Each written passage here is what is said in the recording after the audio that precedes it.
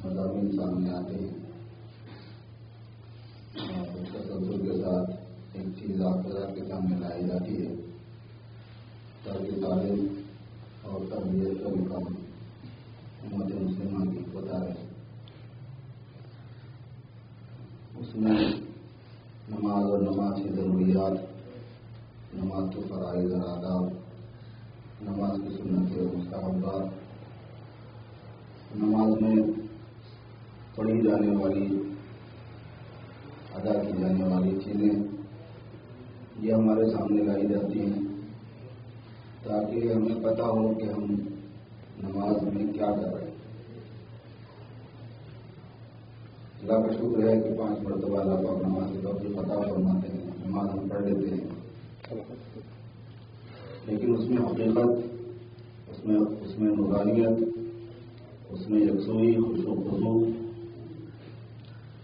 ظاہر ہے کہ اس کے حاصل کرنے کے لیے میرے بھائیوں ہمیں محنت کرنی پڑے گی. بے شک محنتوں میں ایک بڑا حصہ یہ ہے کہ ہم پہلے جانیں کہ ہم نماز میں کرتے کیا ہیں. جب ہم اللہ اکبر کہتے ہیں تو کیا مطلب ہے، جب ہم ثنا پڑھتے ہیں تو کیا مطلب ہے، جب ہم سورہ فاتحہ پڑھتے ہیں تو کیا مطلب ہے، جب ہم سورہ پڑھتے ہیں تو کیا مطلب ہے، جب رکوع میں تسبیح پڑھتے ہیں تو کیا مطلب ہے، سجدے میں تسبیح ہے تو کیا مطلب ہے، ہمارا سجدہ کیسا ہو، ہمارا رکوع کیسا ہو، ہمارا قومہ کیسا ہو، ہمارا قعدہ کیسا ہو، ہمارا قیام کیسا ہو، ہماری قرات کیسی ہو. یہ تو ہے ارکان. اس سے پہلے کے بھی فرائض ہیں جن کو شرائط کہتے ہیں، اس کو مولانا بیان فرما رہے تھے آپ کے سامنے لیں. کپڑے کا پاک ہونا، دل کا پاک ہو، جگہ کا پاک ہونا، قبلے کی طرف منہ کا ہونا، آدمی کو طہارت کا حاصل ہونا، یہ مضامین چل رہے تھے. اور یہ تو سبھی کو پتا ہے کہ نماز شروع ہوتی ہے دل کی پاکی سے. دل پاک ہو، یہی وجہ ہے کہ نماز شروع ہوتی ہے نیت سے. اور جتنا زیادہ دل میلا ہوگا اتنی نماز بے حقیقت والی ہوگی. اللہ اصل تو دل کی پاکی ہے، اور دل کی پاکی کی قسمیں ہیں بہت سی. اہم ترین پاکی یہ ہے کہ شرک سے پاک ہو جائے، شرک سے، کفر سے، دہریت سے، نفاق سے، اس سے پاک ہو جائے. یہ اللہ تبارک و تعالیٰ کا بڑا احسان ہے، بڑا فضل ہے کہ اس سے پاک اللہ نے فرمایا اپنے کرم سے. اس کی کیفیتوں میں البتہ ضرور فرق ہوتا ہے. پھر اس کے بعد معصیت سے پاک ہونا ہے، گناہوں سے پاک ہونا ہے. وہ بھی پاکی ہوتی ہے. جتنے گناہ ہوتے ہیں دل اتنا میلا ہوتا ہے، اور ہوتے رہتے ہیں تو میلا بھی ہوتا رہتا ہے. پھر دل کا غفلت سے پاک ہونا ہے. ایک ہے معصیت سے پاک ہونا اور ایک ہے غفلت سے پاک ہونا. جب دل غفلت سے پاک ہوتا ہے، معصیت سے پاک ہوتا ہے، شرک سے پاک ہوتا ہے، تو پھر دل واقعی معنی میں پاک ہوتا ہے. پھر اس کی جو نماز ہوتی ہے اس نماز کے اندر لغو نہیں ہوتا. عن قلب لاہن، قلب لاہی سے، قلب لغو والے سے نماز کو قبول نہیں کی جاتی، نماز قبول نہیں کی جاتی. اس کے ساتھ ساتھ میرے دوست بھائیوں یہ سارے کام ہوں گے. 3 کام کرنے، 3 طرح کے ہماری محنت ہے نماز میں. دل سے محنت ہونا، دل سے کام انجام دینا، زبان سے محنت ہونا، زبان سے کام انجام دینا، ہاتھوں پیروں سے محنت ہونا، ہاتھوں پیروں سے کام انجام دینا، نماز میں یہ تین کام ہوتے ہیں. اور نماز شروع ہوتی ہے دل سے، پھر آتی ہے زبان پہ، پھر آتی ہے جوارح پہ. نیت اندر سے شروع ہوتی ہے، پھر اس کے بعد آپ تکبیر کہتے ہیں، پھر اس کے بعد آپ اپنے کام کرتے ہیں. عام طور پر ہم لوگ کہتے ہیں نماز پڑھتے ہیں. ابھی ہمارے ہم وہ دوستوں کی مسجد میں تھے، وہ ایک ساتھ کہنے لگے آپ لوگ کہتے ہیں نماز پڑھتے ہیں. نماز پڑھنے کا تو قرآن پاک میں کہیں ذکر ہے نہیں، نماز قائم کرنے کا ذکر ہے.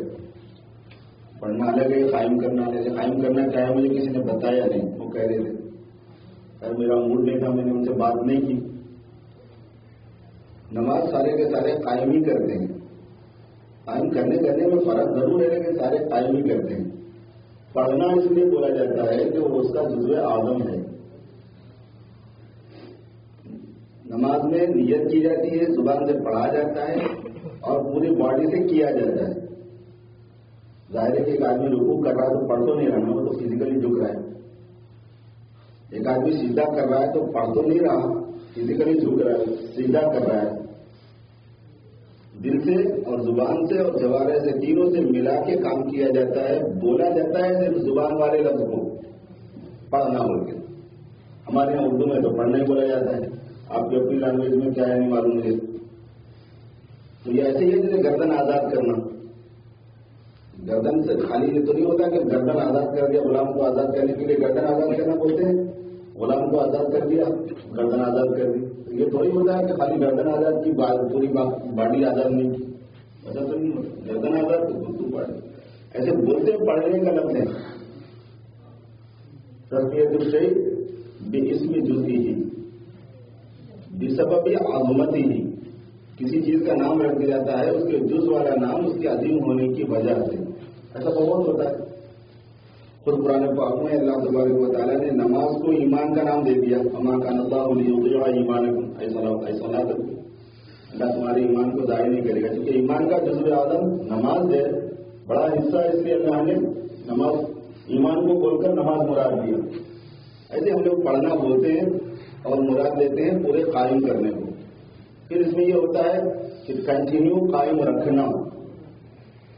جیسے ہماری جاب قائم ہے، جاب قائم ہے بولتے ہیں، جاب قائم ہے کہ نہیں تو کنٹینیو ہے. دکان قائم ہے. نماز بھی قائم ہوتی ہے موت تک پڑھنے پر. معبود رب کا حتیٰ یأتیک الیقین، اپنے رب کی عبادت کرو یقین کے آنے تک. تو میرے بھائیوں، یہ آپ کے سامنے ہمارے سامنے تفصیل ہمارے بڑے اور ہمارے علماء کرام لا رہے ہیں، کیونکہ یہی مضمون چل رہا تھا. حضرت نے فرمایا کہ اگر ہو سکے تو اس مضمون سے ریلیٹڈ کچھ باتیں آ جائیں، تو اسی لیے میں اسی طرح کی باتیں کر رہا ہوں. اور پھر ترتیب جو باتیں آنے کی ہیں وہ تو حضرت آپ کے سامنے لاتے رہیں گے. اس زمین میں میرے بھائیوں، اللہ تبارک و تعالیٰ نے جو ہمیں حکم فرمایا کہ تم دعا کیا کرو، اور اس کے بغیر نماز نہیں ہوتی. نماز میں ضروری قرار دے دیا کہ تم کو سورہ فاتحہ پڑھنی ہی پڑھنی. لا صلاۃ الا بفاتحۃ الکتاب، یا حقیقتاً پڑھنی ہے جب آپ اکیلے پڑھ رہے ہو، یا حکمن پڑھنی ہے جب آپ کے قائم مقام آپ کا امام پڑھ رہا ہو اور آپ آمین کہیں. مگر پڑھنا ہے، نماز اس کے بغیر ہوتی نہیں. اور اس میں کیا ہے؟ اس میں حق تعالیٰ کی حمد و ثنا ہے، اللہ تعالیٰ کی عظمتوں کی بریائی کا بیان ہے. اللہ تبارک و تعالیٰ کے ساتھ میں معاہدہ ہے کہ ہم عبادت آپ ہی کی کرتے ہیں اور کریں گے، استعانت آپ ہی سے چاہتے ہیں اور چاہیں گے، اس کا بیان ہوتا ہے. اس کے بعد اللہ رب العزت سے دعا اور درخواست ہے کہ پروردگار آپ ہمیں سیدھے راستے پر چلا دیجیے. اہدنا الصراط المستقیم، اللہ آپ ہمیں سیدھے راستے پر چلا دیجیے. اس کی دعا کرتے ہیں ہم لوگ. پھر اللہ تبارک و تعالیٰ نے اس سیدھے راستے کی تفسیر خود ہی فرما دی آگے، کیونکہ وقت آئے گا اور لوگ بڑی گڑبڑ کریں گے، لوگوں کو خود بھی پتہ نہیں ہوگا کہ سیدھا راستہ ہے کیا. اس وجہ سے اللہ تبارک و تعالیٰ نے اس کا بدل خود ہی فرما دیا. ایک کلام کو ذکر کرنے کے بعد میں پھر اسی کے قائم مقام، اسی کی وضاحت میں جب کلام ہوتا ہے تو اس کو بدل کہتے ہیں. بدل الکل، بدل الباس، بدل الاستعمال، بدل الغلط. یہ ہمارے عربی کی اصطلاحات میں عربی کے گرامر پڑھنے والوں کو بتایا جاتا ہے. تو اللہ تبارک و تعالیٰ نے صراط مستقیم کی دعا سکھائی کہ تم لوگ دعا کرو اللہ پاک سے کہ اللہ آپ ہمیں صراط مستقیم پر چلا دیجیے. آمین. اور اہدنا کا ترجمہ ہم تو پر چلا دینے سے کہتے ہیں کہ صراط مستقیم پر ہمیں چلا دیجیے، کیونکہ ہدایت جو ہے یہ دو معنی میں بولا جاتا ہے، ایک بتانے کے معنی میں راستہ، ایک چلانے کے معنی میں۔ ایک یہ ہے کہ آپ نے کسی سے ایڈریس پوچھا تو فلاں جگہ کا ایڈریس کیا ہے، آپ کو بتا دیا کہ فلاں جگہ کا ایڈریس یہ ہے کہ یہاں سے نکلو اور فلاں راست پکڑو، فلاں روڈ پکڑو، فلاں ہائی وے پکڑو، پھر آپ وہاں پہنچ جاؤ، یہ بتانا ہے۔ اور ایک یہ ہے کہ آپ ساتھ چل کے لے کے چلیں اپنے سچا میں تجھے چھوڑ کے آتا ہوں۔ تو ہم اللہ تعالیٰ سے یہ کہتے ہیں کہ بتائیے بھی اور چلائیے بھی، آپ ہمیں بتا بھی دیجیے اور خود ہی لے کے چلیے بھی۔ یہ سارے مطلوب تک لے کے جانا دونوں قسم کا ہوتا ہے۔ پہلے معنی کے اعتبار سے حضور پاک صلی اللہ علیہ وسلم ہادی ہیں، اسی وجہ سے آپ کا نام ہادی ہے۔ اسی وجہ سے فرمایا کہ انک لتہدی الی صراط مستقیم، آپ ہدایت دیتے ہیں سیدھے راستے کی۔ ادھر صراط مستقیم ہے، حضور کے بارے میں فرمایا کہ انک لتہدی الی صراط مستقیم، وہ سیدھا راستہ کیا ہے وہ آپ ہی کو بتا رہے جو حضور پاک صلی اللہ علیہ وسلم بتائیں۔ صراط اللہ الذی لہ ما فی السماوات و ما فی الارض، اس اللہ کا راستہ آپ بتانے والے ہیں جس کے لیے آسمان اور زمین کی ساری چیزیں ہیں، سب کا مالک وہی، ہمارا بھی، ہماری ساری چیزوں کا بھی اور پوری کائنات کا مالک اللہ تبارک و تعالیٰ۔ صراط اللہ الذی لہ ما فی السماوات و ما فی الارض۔ اور جو دوسرے معنی ہوتے ہیں چلانے، لے کے پہنچا دینا، وہ صرف اللہ تعالیٰ بتاتے بھی ہیں اور پہنچانے کا کام ان کا ہی، ہدایت دینے کا کام ان کا ہی ہے۔ انک لا تہدی من احببت، حضور صلی اللہ علیہ وسلم نے فرمایا گیا کہ بالکل ہدایت دے، توفیق دے دے، پوری قبول کروا دے ایمان کو، اس عمل پہ لگا دے جس عمل سے اللہ راضی ہوتا ہے، یہ اللہ کی ہاتھ میں، لا حول ولا قوت الا باللہ۔ کوئی حول و قوت نہیں ہے برائی سے بچنے کی، اور کوئی حول و قوت نہیں ہے کسی نیکی کے کرنے کی مگر اللہ کی مدد سے۔ ہم نماز کو آئے اللہ کی مدد سے آئے، ہم نیکی کرتے ہیں اللہ کی مدد سے کرتے ہیں، اللہ کی حول و قوت سے کرتے ہیں، کوئی بندہ اپنے ہاتھ سے نہیں کرتا۔ اللہ تبارک و تعالیٰ کی توفیق خاص، اللہ ہی کی مدد ہوتی ہے۔ نیکی تو ادھر ہی سے ہوتی ہے میرے پاس، نیکی میں ہمارا کچھ ہوتا نہیں، وہ تو ان کی مہربانی، ان کی کرم فرمائی ہے کہ وہ ہماری جھولی میں ڈال دیتے ہیں کہ چلیے پوری کرنی ہے۔ تو نیکی پوری کی پوری اللہ ہی کی طرف جاتی ہے۔ اسی وجہ سے حضور پاک صلی اللہ علیہ وسلم نے ہمیشہ فرمایا کہ نیکی پر اللہ تعالیٰ کا شکریہ ادا کرنا ہے، یہ توفیق ہے ان کی طرف سے، بندے کا کام نہیں ہوتا ہے، راستہ بتانا ہوتا ہے۔ یہ جو سیدھا راستہ اللہ تبارک و تعالیٰ سے مانگا جاتا ہے، اس کی وضاحت اللہ تبارک و تعالیٰ آگے فرمانے۔ اور سیدھا راستہ ہر چیز کا الگ ہوتا ہے، اور ہر فیوچر کا آدمی کو مانگنا پڑتا ہے۔ مثلا جو لوگ جمعہ کی نماز میں آ گئے تو نماز کا سیدھا راستہ یہ کہ جمعہ کو آ گئے، ٹھیک ہے، لیکن اصل کی نماز پڑھنے کے لیے تو ہدایت چاہیے نا، چاہیے، انہیں مانگنا پڑتا ہے، کنٹینیو ہونا پڑتا ہے۔ اصل پڑھ لیا تو مغرب کی ہدایت مانگنا پڑتا ہے۔ کچھ کہا نہیں جا سکتا کہ اصل کے پڑھنے کے بعد لازماً مغرب پڑھے گا بندہ، کوئی شور نہیں، مغرب کے بعد موت تک آدمی کو مانگتے ہی رہنا پڑتا ہے ہر عمل کی توفیق۔ اس لیے یہ نہیں کہ ایک مرتبہ نیک ہو گئے، ایک مرتبہ نماز پڑھنے لگ گئے تو اب ہدایت پہ ہی آ گئے، آج ہدایت پہ پتہ نہیں کل کیا ہوگا، 1 بجے 1:15 بجے ہدایت پہ پتہ نہیں 2 بجے کیا ہوگا۔ قیامت کے قریب حضور پاک صلی اللہ علیہ وسلم نے ارشاد فرمایا کہ ایسا زمانہ آئے گا کہ آدمی صبح ہونے کی حالت میں صبح کرے گا اس حال میں کہ مومن ہوگا، اور شام کرے گا اس حال میں کہ کافر ہو جائے گا، اللہ حفاظت فرمائے، اور شام کرے گا اس حال میں کہ مومن ہوگا، اور صبح کرے گا جب تک کافر ہو چکا ہوگا۔ بہت فتنوں کا دور ہے میرے، ہم اسی دور سے گزر رہے ہیں قریب جس میں فتن کا دور ہے۔ اسی وجہ سے بہت کیئرفل ہونے کی، بہت محتاط ہونے کی، بہت روک کے چلنے کی ضرورت ہے، سیدھے راستے پہ رہنا بہت۔ آپ نے فرمایا کہ فتنے آئیں گے قیامت کے قریب ایسے جیسے اندھیری رات کی ٹکڑیاں ہوں، اور فتنے آئیں گے ایسے جیسے کہ چٹائیاں ہوتی ہیں، تھوڑا الفتن علی القلوب کالحصیر عودا عودا، فتنے دلوں پر آئیں گے ایسے جیسے چٹائی ہوتی ہے۔ چٹائی سمجھ گئے ہم لوگ، چٹائی تو آپ کو بہت بنتی ہے. چٹائی کے اندر جو پتیاں بناتے ہیں دھات کی جو پتیاں جوڑتے ہیں وہ ایک دوسرے میں مرچ کرتے ہیں داخل کرتے ہیں.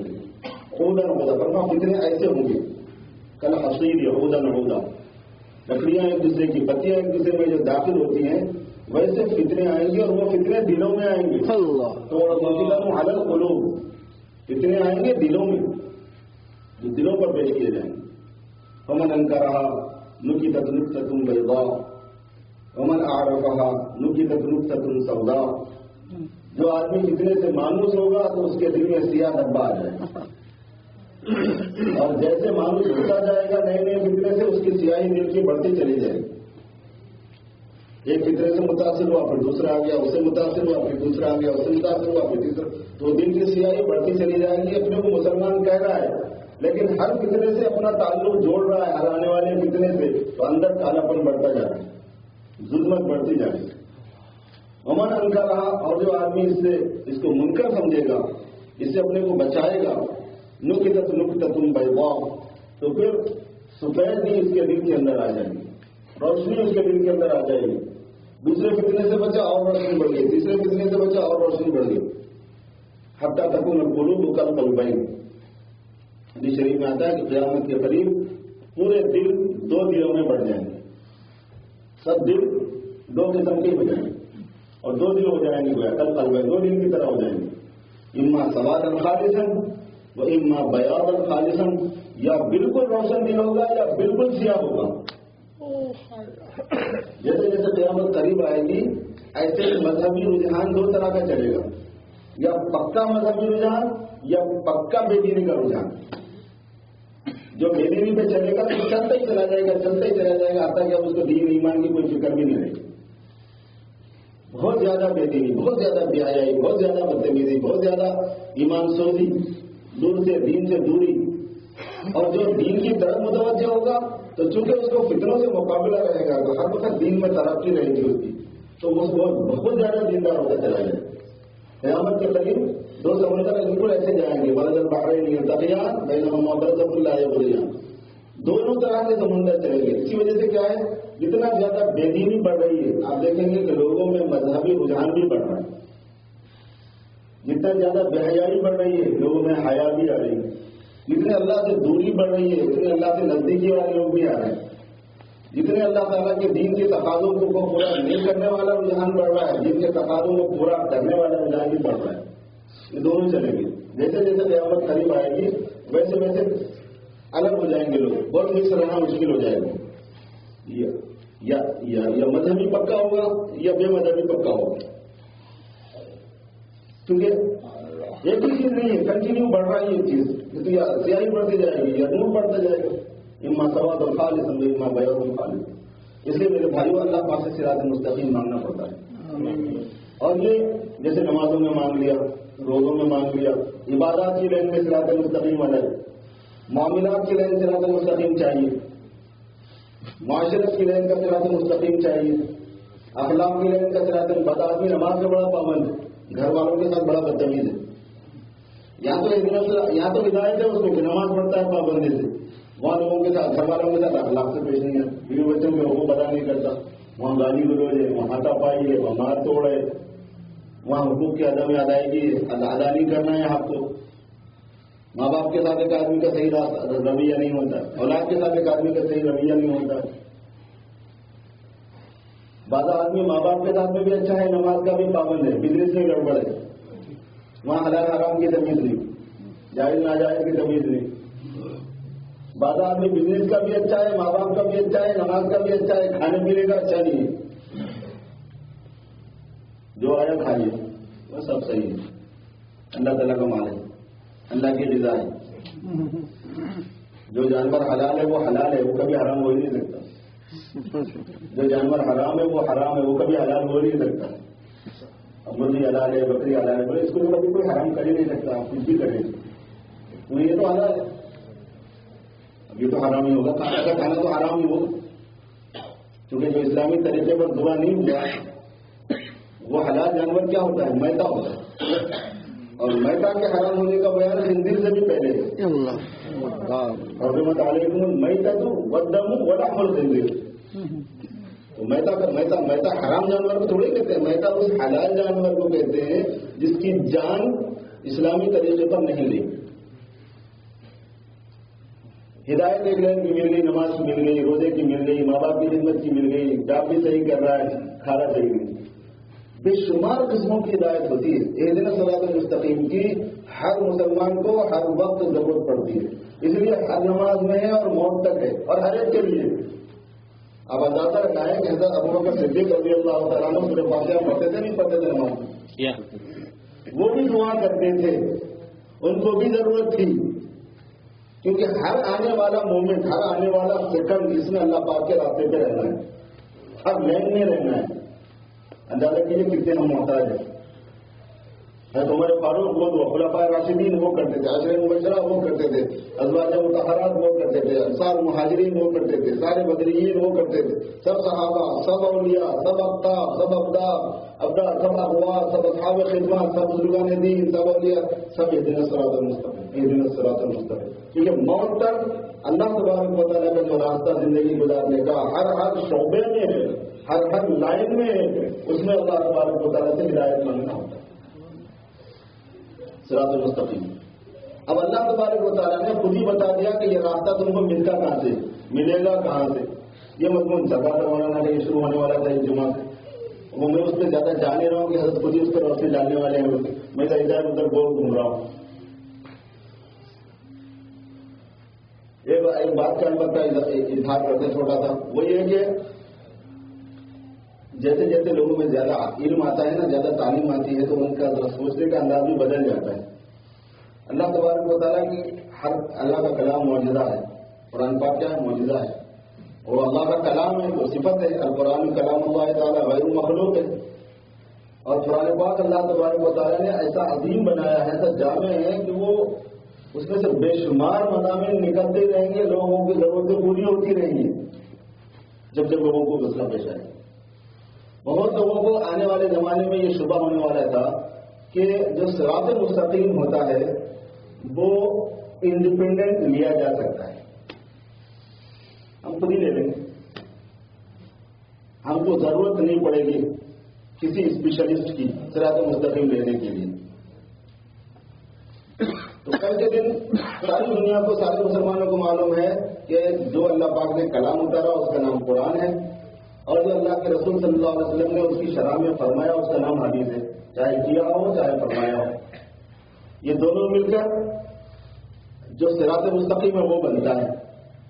جو صراط مستقیم ہے وہ کس سے بنتا ہے؟ قرآن سے اور حدیث سے بنتا ہے. اور اس قرآن اور حدیث کے اندر دو چیزیں اور ہوتی ہیں، ایک اجتہاد اور قیاس ہوتا ہے اور ایک اجماع ہوتا ہے. یہ چار چیزوں سے صراط مستقیم بنتا ہے. مین دو ہیں، اس میں سے دو اور نکلتے ہیں، 4 ہو جاتے ہیں، 4 ہوتے ہیں، وہ صراط مستقیم بنتا ہے پورا. اتنا صراط مستقیم. تو اگر ترجمہ کریں گے کہ اللہ ہمیں سیدھا راستہ چلا، تو ٹیکنالوجی کے زمانے میں، تعلیم یافتہ زمانے میں لوگ بہت پڑھ لیں گے، لکھ لیں گے، قابل ہو جائیں گے. وہ لوگ کہیں گے کہ صراط المستقیم کے بعد جو اس کا بدل ہونا چاہیے وہ صراط القرآن والحدیث ہونا چاہیے. یا اللہ سیدھے راستے پہ چلا. آپ پوچھیں کہ سیدھا راستہ کہاں ہے، تو آپ یہی بتائیں گے کہ قرآن میں ہے سیدھا راستہ، حدیث میں ہے سیدھا راستہ. عالم سے پوچھیں گے پر سیدھا راستہ کہاں ہے، تو وہ کہے گا قرآن میں ہے، حدیث میں. ڈاکٹر سے پوچھیں گے کہ بھائی مسلمان ڈاکٹر سے کہ بھائی سیدھا راستہ کہاں ہے، تو کہے گا قرآن میں ہے، حدیث میں. انجینئر سے پوچھیں گے سیدھا راستہ کہاں ہے، تو کہے گا قرآن میں ہے، حدیث میں. لائر سے پوچھیں گے وہ کہے گا قرآن میں ہے. مسلمان کی بات ہو رہی ہے. بزنس مین سے پوچھیں گے سیدھا راستہ کہاں ہے، تو کہے گا قرآن اور حدیث میں. اہدنا الصراط المستقیم کے بعد سب سے زیادہ اس کی وضاحت کرنے والا لفظ کیا ہونا تھا؟ نعوذ باللہ من ذالک. لیکن ایک بات بتا رہا ہوں بالفرض، صراط القرآن والحدیث، اہدنا الصراط المستقیم، صراط القرآن والحدیث ایسا ہونا. سیدھا راستہ ہمیں چلا دیجیے، قرآن اور حدیث کا راستہ چلا دیجیے. یہ نہیں فرمایا اللہ رب العزت نے. یہ ہے مین بات سمجھنے کی کہ یہ کیوں نہیں فرمایا اور وہ کیوں فرمایا جو ہے. صراط الذین انعمت علیہم، وہ کیوں فرمایا، یہ کیوں نہیں فرمایا؟ بھائی ہمیں دے دو قرآن شریف، ہم خود ہی دیکھ لیں گے، نکال لیں گے. ہمیں دے دو حدیث شریف، بخاری شریف کا ٹرانسلیشن دے دو، ہم خود ہی نکال لیں گے. قرآن شریف پر ٹرانسلیشن دے دو، ہم خود ہی نکال لیں گے. کر رہی نا پوری دنیا ان کو. اور جو ایسا کر رہا ہے کبھی قرآن اور حدیث پہ نہیں جا سکتا، یاد رکھو، کنفرم بات بول رہا ہوں، نہیں جا سکتا، وہ قرآن حدیث نہیں نکال سکتا، وہ کچھ اور چیز نکالے گا۔ مولانا محمد عمر پالن پوری رحمۃ اللہ علیہ بہت بڑے بزرگ عالم دین تھے، وہ فرمایا کرتے تھے مسلمانوں کو قرآن سے دور کرنے کا راستہ یہ ہے کہ علماء کو بیچ میں سے ہٹا کے قرآن حدیث اس کے ہاتھ میں دے دو، خود ہی دور ہو جائے گا، خود ہی دور ہو جائے گا۔ اور کامیاب ہو گیا دشمن اس میں بہت جگہوں پہ، مسلمان نکل جائے گا، اپنی عقل سے لے گا، اور اس کی عقل تو وہ ہے نہیں، تربیت کی عقل تو ہے نہیں، ٹرینڈ ہے نہیں، قابلیت اس میں ہے نہیں۔ جب اپنی عقل اس میں ڈالے گا تو اس کی عقل تو تربیت یافتہ نہیں ہے نا، وہ لہٰذا اس کو دوسری طرف لے کے نکل جائے گی، اس کی عقل اور فہم اس کی تربیت یافتہ نہیں ہے، لہٰذا اس کو دوسری طرف لے کے نکل جائے گی۔ اسی لیے اللہ پاک نے فرمایا کہ ہمیشہ کتاب اللہ رجال اللہ سے سمجھی جائے گی، کتاب اللہ پر عمل رجال اللہ کے ذریعے سے کیا جائے گا، وہ مین بنیں گے، وہ سبب بنیں گے۔ اسی لیے صراط الذین ہے ان لوگوں کا راستہ جن پر آپ نے انعام فرمایا، یعنی کہ قرآن حدیث کا راستہ ہے، تو وہ قرآن حدیث کا ہی راستہ ہے، لیکن قرآن اور حدیث میں کیا ہے یہ کون بتائے گا آپ کو؟ حق جو ہے نا وہ کہاں ہے؟ قرآن میں ہے اور حدیث میں، یہ صحیح ہے نا، لیکن قرآن میں کیا ہے یہ کون بتائے گا؟ حدیث میں کیا یہ کون فائنڈ آؤٹ کرے گا؟ حضور نے فرمایا کہ اس امت میں 73 فرقے ہو جائیں گے جن میں سے 72 جہنم میں جائیں گے۔ اس امت میں 73 فرقے ہوں گے، سب اپنے کو مسلمان کہیں گے، لیکن اس میں سے 72 جہنم میں جائیں گے، اپنے کو مسلمان کہہ رہے ہوں گے۔ اور آپ مولانا سے پوچھیں گے، مولانا بتاتے بھی ہوں گے آپ کو، یہ جو ہم لوگ مولوی کا جو کورس کرتے ہیں نا عالم بننے کا، اس میں پورا پڑھایا جاتا ہے کہ 72 فرقے کون کون سے ہیں، انہوں نے کیا کیا کہا، کس طرح سے وہ ایگزٹ ہوئے، اسلام سے نکلے، غلط عقیدے میں گئے۔ عجیب بات یہ ہے کہ ہر فرقہ قرآن کریم کو کوٹ کرتا ہے، ایک بھی فرقہ نہیں ہے جو قرآن سے استدلال نہیں کرتا، دلیل نہیں بناتا، ایک بھی نہیں، بلکہ جو جتنا زیادہ گمراہ ہے وہ اتنا زیادہ قرآن کو کوٹ کرتا ہے۔ کتاب پڑھائی جاتی ہے پوری، عقیدۃ الطحاوی پڑھائی جاتی ہے، شرح العقائد پڑھائی جاتی ہے، اس کے علاوہ اور دیگر کتابیں اس میں ہوتی ہیں، سب قرآن کو ہی کوٹ کرتے ہیں، سب حدیث کو ہی کوٹ کرتے ہیں، مگر گمراہ ہیں اس کے باوجود۔ یہ چیز جاننے کی ہے کہ کون فائنڈ آؤٹ کرے گا کہ قرآن میں کیا ہے، پتہ چلائے گا، کون پتہ چلائے گا کہ حدیث میں کیا ہے؟ اسی لیے اللہ تبارک و تعالیٰ نے یہ نہیں فرمایا کہ صراط القرآن والحدیث، یہ فرمایا صراط الذین انعمت علیہم، جن پر اللہ رب العزت کا انعام ہوا ان لوگوں کا راستہ، کہ وہ لوگ بتائیں گے کہ قرآن کیا ہے، وہ لوگ بتائیں گے کہ حدیث کیا ہے، وہ بتائیں گے کہ نماز کیا ہے، وہ بتائیں گے طہارت کیا ہے، وہ بتائیں گے وضو کیا ہے، وہ بتائیں گے غسل کیا ہے، وہ بتائیں گے روزہ کیا ہے، وہ بتائیں گے معاملات کیا ہیں، وہ بتائیں گے اخلاق کیا ہیں۔ ان کے ذریعے سے ترجمہ ملے گا، آپ کو تشریح ملے گی، پریکٹیکل تشریح ملے گی، عملی تشریح ملے گی، صحابہ کرام عملی تشریح کریں گے۔ اس لیے ہم لوگ صحابہ سے لیتے ہیں، دین کو ہم کہاں سے لیتے ہیں؟ صحابہ سے لیتے ہیں۔ حضور پاک صلی اللہ علیہ وسلم کے سب سے زیادہ مخاطب، سب سے پہلے مخاطب، سب سے زیادہ تربیت یافتہ، حضور صلی اللہ علیہ وسلم کی کامیاب شاگرد اور 100% کامیاب شاگرد حضرات صحابہ رضی اللہ عنہم اجمعین، قرآن و حدیث کو لینے والے، ان سے ہم لیتے ہیں، ان سے تابعین نے لیا، ان سے تبع تابعین نے لیا، ان سے علماء ربانی نے لیا۔ اسی لیے اللہ تبارک و تعالیٰ نے فرمایا صراط الذین انعمت علیہم، ان لوگوں کا راستہ۔ میرے بھائیوں، ان لوگوں کے راستے پر چلنے کے لیے بھی کو محنت کرنی پڑتی ہے، ان لوگوں کے راستے پر چلنا پڑتا ہے، ان لوگوں کا راستہ لینے کے لیے، ان لوگوں کے راستے پر چلنے کے لیے اللہ کے راستے میں چلنا پڑتا ہے۔ یہ تو کہتے ہیں تبلیغ والے کہ بھائی اللہ کے راستے پر چلنے کے لیے اللہ کے راستے میں نکلو، تاکہ اللہ کے راستے پر چلنا آسان ہو جائے۔ اللہ والوں کے پاس جاؤ، علماء کے پاس جاؤ۔ اللہ کے راستے پر چلنے کے لیے علماء ہوتے ہیں، صحیح خانقاہیں ہوتی ہیں مشائخین کی، اور دعوت و تبلیغ کا راستہ ہوتا ہے۔ ان میں سے کسی جگہ کو چن کے پہلے اپنے آپ کو چلو اس میں، اس کے بعد لوگوں تک دین کو پہنچانے کے لیے اللہ کے راستے میں نکلنا ہوتا ہے۔ کبھی اللہ کے راستے میں نکلنا ہوتا ہے اپنے کو بھی چلانے کے لیے، لوگوں کو بھی بتانے کے لیے۔ کبھی اللہ کے راستے میں نکلنا ہوتا ہے لوگوں کو بتا بتانے کے لیے، اپنے چلنے کے لیے اس نے اس راستے کو نہیں چنا، دوسرے راستے کو چن لیا تھا. ایسا ہوتا ہے. جیسے حضرت مولانا الیاس صاحب رحمۃ اللہ علیہ اللہ کے راستے پر چلنے کے لیے اللہ کے راستے میں نہیں چلے، بلکہ وہ بزرگوں کے پاس جا کے چل لیے، مدرسے میں جا کے چل لیے. ٹھیک ہے. پھر اس کے بعد وہ اللہ کے لوگوں کو اللہ کے راستے میں بھیجا. تو انہوں نے دو چیزیں ہوتی ہیں اس میں. پہلے بزرگان دین یہی کرتے تھے، پہلے آدمی کو بلاتے تھے، رکھتے تھے اپنے پاس، اس کی تربیت کرتے تھے، اس کی اصلاح کرتے تھے، پھر اس کو لوگوں کی تبلیغ کے لیے بھیجتے تھے. خلافت والا جو سسٹم ہوتا تھا وہ ایسے ہوتا تھا. نظام خلافت جو ہوتا تھا، خلیفہ بنانے کا جو ہوتا تھا، عبد القادر جیلانی رحمۃ اللہ علیہ کے خلفاء، حضرت شاہ اجمیری رحمۃ اللہ علیہ کے خلفاء، خواجہ نظام الدین کے خلفاء، یہ خلفاء راشد کے خلفاء جو ہے نا پہنچاتے تھے لوگوں کو. جب وہ بن جاتے تھے، اب اللہ پاک نے ہماری سہولت کے لیے ایک کام یہ ہوا کیا ہے کہ خود بھی دین پر چلنے کے لیے اللہ کے راستے میں چلو اور لوگوں کو بھی بات بتانے کے لیے اللہ کے راستے میں چل پڑو. جو بھی صورت ہو، تو خود چلنے کے لیے اور بھی الٹرنیٹ ہوتے ہیں، لیکن دوسروں کو بتانے کے لیے تو آدمی کو سفر کرنا پڑے گا، کوشش کرنا ہی پڑتا ہے. اور یہ اللہ نے ہمارے لیے بہت سہولت فرما دی میرے دوستوں، آسان فرما دیا، میسر فرما دیا کہ خود بھی دین پر سیکھتے رہو اور سیکھو، دین کو سیکھو اور اس پر عمل کرتے رہو اور ساری انسانیت کو اللہ کی بات، اللہ کے دین کی بات پہنچاتے رہو. اللہ تبارک و تعالیٰ مجھے اور آپ کو توفیق عطا فرمائے.